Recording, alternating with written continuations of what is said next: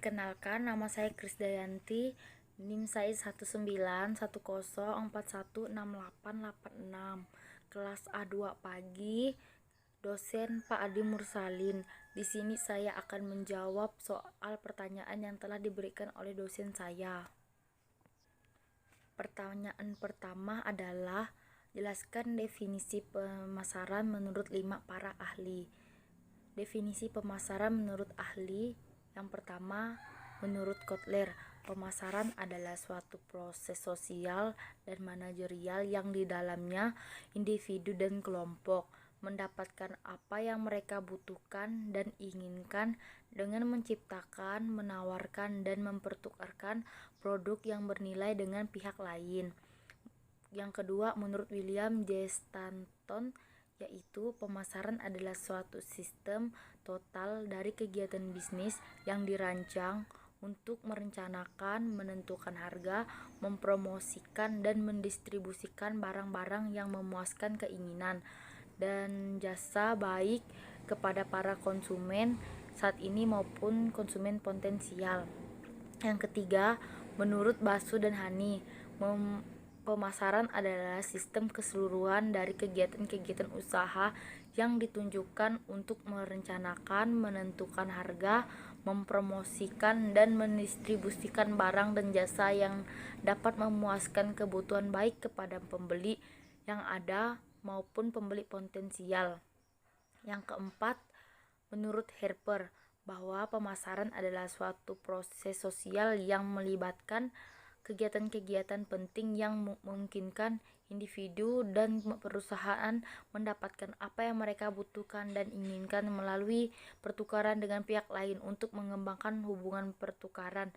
Dan yang terakhir, menurut American Marketing Association menyatakan pemasaran adalah hasil prestasi kerja kegiatan usaha yang berkaitan dengan mengalirnya barang dan jasa dari produsen ke konsumen. Pertanyaan yang kedua adalah, jelaskan tahapan-tahapan dalam proses manajemen pemasaran, berikan secara sistematis dan komprehensif. Berikut ini proses pemasaran secara sistematis. Yang pertama adalah analisis peluang pasar. Analisis lingkungan pemasaran penting sekali untuk meraih peluang-peluang dari setiap perubahan-perubahan yang terjadi. Yang kedua, meneliti dan memilih pasar sasaran dan upaya memposisikan pasar. Kisi-kisi produk atau pasar harus diperkirakan dari masing-masing kelompok pasar sasaran. Selain itu, perusahaan harus dapat mengembangkan strategi penempatan atau positioning strategis pasar pada sasaran. Yang ketiga, mengembangkan strategi pemasaran. Perusahaan harus mengembangkan suatu perbedaan-perbedaan dan strategi penempatan pada pasar sasarannya. Perusahaan harus mampu memberikan keistimewaan yang lain dari pesaingnya dan mampu memenuhi keinginan para pelanggan. Perusahaan harus mampu mengembangkan sebuah peta kedudukan produknya agar menduduki posisi yang lebih baik dari pesaing-pesaingnya. Yang keempat, perencanaan program pemasaran. Strategi pemasaran terdiri atas pengambilan keputusan tentang biaya pemasaran, bauran pemasaran, dan alokasi pemasaran. Dan yang kelima, perorganisasian, pelaksanaan, dan upaya pengendalian pemasaran. Perorganisasian ini berarti membentuk struktur personalia pemasaran dan menetapkan tugas secara jelas serta terkoordinir. Selain itu, bagaimana personalia itu dilatih, diarahkan, demotivasi, dievaluasi. Manajer perusahaan juga menganalisa secara berkala profitabilitas nyata dari berbagai produk, kelompok pelanggan, saluran distribusi, dan besar pesanan.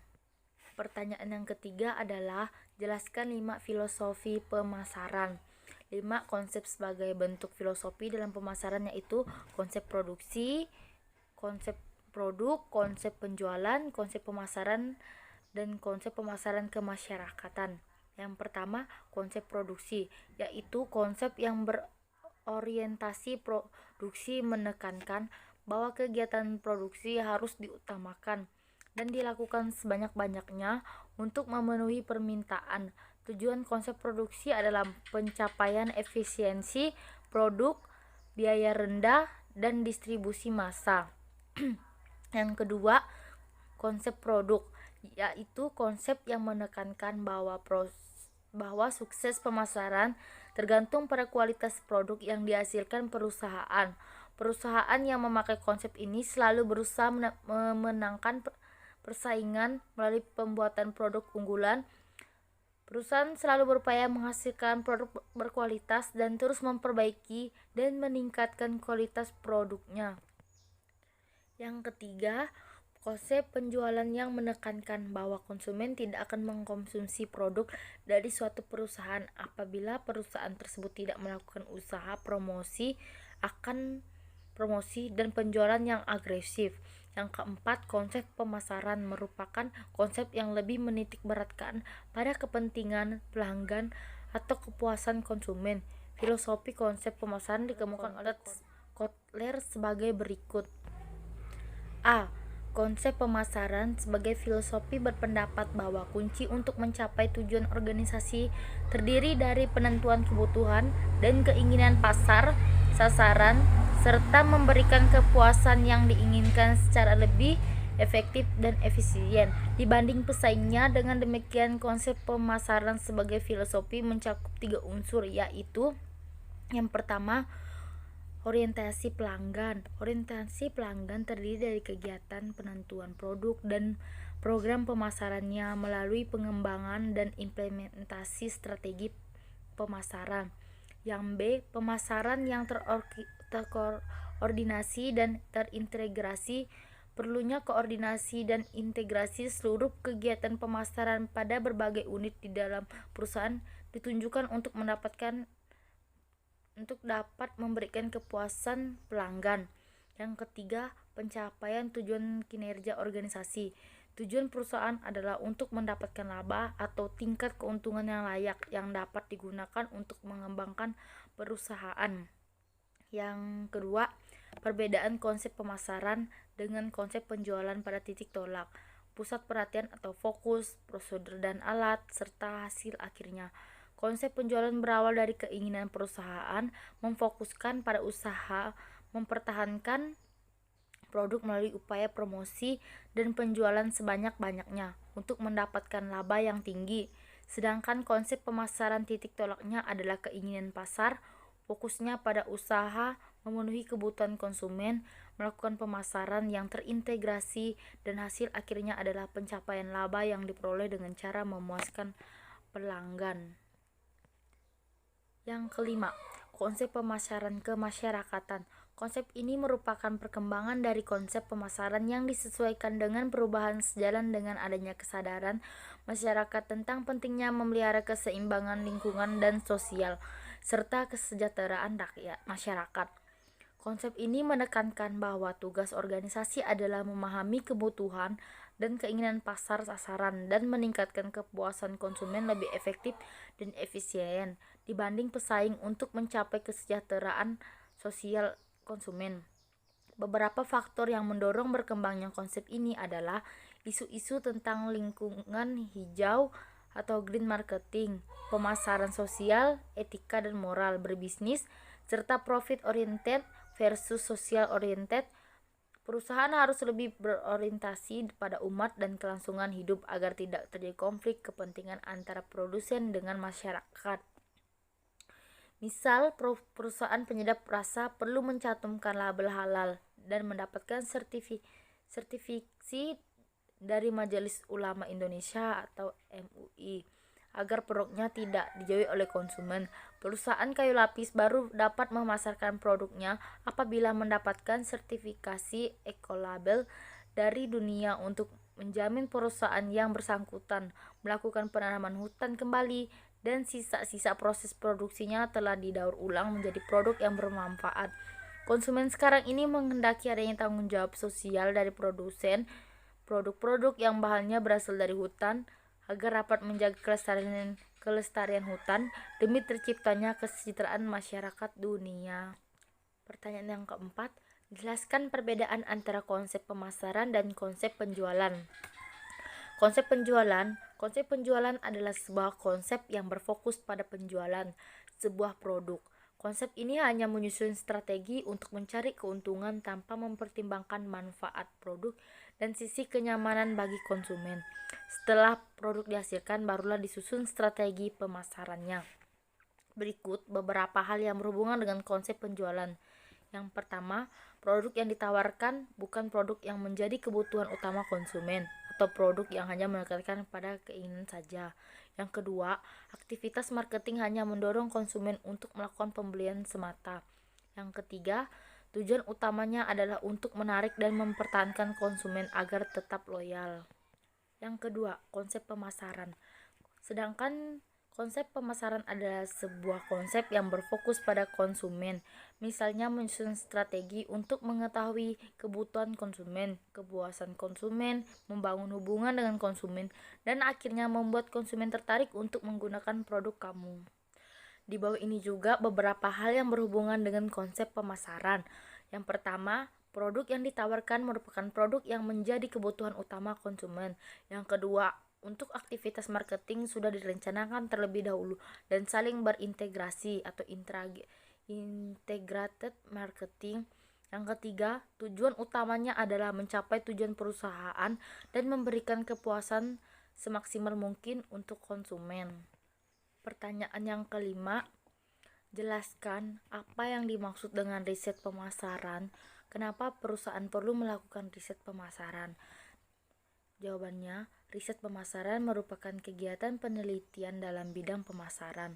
Riset pemasaran harus dilakukan secara sistematis, yakni mulai dari perumusan masalah, perumusan tujuan, dan riset pemasaran, pengumpulan data, pengolahan data, hingga interpretasi dari hasil riset pemasaran yang diperoleh. Riset pemasaran dilakukan sebagai upaya memberi masukan bagi pihak manajemen. Dengan adanya riset pemasaran, pihak manajemen akan mengetahui hal apa saja yang perlu diperbaiki dan strategi pemasaran apa yang masih konkret dilakukan untuk merebut peluang. Riset pemasaran merupakan sebuah riset yang penting dilakukan untuk membantu perusahaan memahami konsumen dan juga pesaingnya. Maka dari itu, penting bagi perusahaan untuk hati-hati dalam melakukan riset pemasaran. Kesalahan yang dilakukan dalam riset pemasaran dapat memengaruhi hasil riset yang berdampak pada melesetnya perencanaan pemasaran. Pertanyaan yang keenam, sebelum sebuah perusahaan dapat membuat strategi pemasarannya, perusahaan tersebut harus mengevaluasi kondisi persaingan, kondisi internal perusahaan, dan lingkungan eksternal. Jelaskan elemen-elemen internal dan eksternal market environment. Jawabannya adalah, berikut ini adalah elemen-elemen penting dari lingkungan internal yang dapat mempengaruhi kesuksesan sebuah bisnis. Yang pertama, sumber daya fisik seperti lokasi, peralatan, dan fasilitas perusahaan. Yang kedua, sumber daya manusia seperti karyawan dan manajemen. Yang ketiga, sumber daya keuangan seperti pendanaan, peluang investasi, dan sumber pendapatan. Yang keempat, akses ke sumber input kunci. Yang kelima, inovasi dan usaha untuk mengamankan kekuatan internal dari peniruan seperti melalui paten, hak cipta, dan merek dagang. Yang terakhir, manajemen proses yang mengatur bagaimana sumber daya internal dan dialokasikan secara efektif dan efisien sesuai dengan strategi perusahaan. Termasuk di dalamnya adalah pengembangan budaya, kepemimpinan, praktik-praktik terbaik, dan lain sebagainya. Sebutkan dan jelaskan minimal 5 strategi lini produk yang digunakan perusahaan dalam memasarkan produknya. Yang pertama, perluasan produk mix. 2, penyempitan produk mix. Yang ketiga, perubahan produk yang ada. Keempat, pengembangan penggunaan baru produk yang ada. Yang kelima, penentuan posisi produk. Di sini saya akan menjawab pertanyaan dari video yang telah saya tonton. Pertanyaan pertama adalah, Apa judul video tersebut? Judul video tersebut adalah tentang manajemen pemasaran, yaitu yang membahas tentang ilmu manajemen pemasaran. Yang kedua, siapa nama dosen yang mengajar dalam video tersebut dan berasal dari universitas mana pembicara tersebut. Nama dosen yang mengajar dari video tersebut adalah Dr. Ik Ahmad Iwan Setiawan SE MT, dan pembicara tersebut berasal dari Universitas 11 Maret Fakultas Ekonomi Bisnis. Yang ketiga, topik-topik apa saja yang dijelaskan dalam video tersebut. Topik-topik yang dibahas dalam video tersebut yaitu tentang yang pertama, pengertian manajemen pemasaran, yaitu serangkaian proses analisis, perencanaan, pelaksanaan, serta pengawasan dan pengendalian kegiatan pertukaran produk atau jasa antara pelaku bisnis dalam mencapai target perusahaan secara efektif dan efisien. Yang kedua, sejarah munculnya ilmu manajemen pemasaran, yang itu yang pertama meningkatkan nilai pertukaran, dua memperluas pangsa pasar, yang ketiga jejaring pemasaran, yang keempat menjual produk pabrik, yang kelima memuaskan kebutuhan konsumen. Yang ketiga, pentingnya pemasaran. Yang pertama, menyampaikan produk perusahaan ke konsumen. Dua, mendukung proses produksi perusahaan. Yang ketiga, memahami kebutuhan yang diperlukan konsumen. Keempat, merealisasikan kebutuhan dana yang diperlukan perusahaan. Yang keempat, manajemen pemasaran di antara ilmu, yaitu mendukung fungsi SDM, produksi keuangan, sehingga perusahaan bisa memperoleh pendapatan produk-produk yang dijual kepada konsumen. Dan yang kelima, proses manajemen pemasaran. Pertanyaan yang keempat, apa yang dapat diperoleh dari menonton video tersebut? Yang dapat saya peroleh dari menonton video tersebut adalah manajemen pemasaran adalah merupakan alat analisis, perencanaan, penerapan, dan pengendalian program yang dirancang untuk menciptakan, membangun, dan mempertahankan pertukaran yang menguntungkan dengan target pasar sasaran, dengan maksud untuk mencapai tujuan utama perusahaan, yaitu memperoleh laba, dan juga untuk menambah ilmu pengetahuan saya tentang manajemen pemasaran. Sekian dari saya, terima kasih.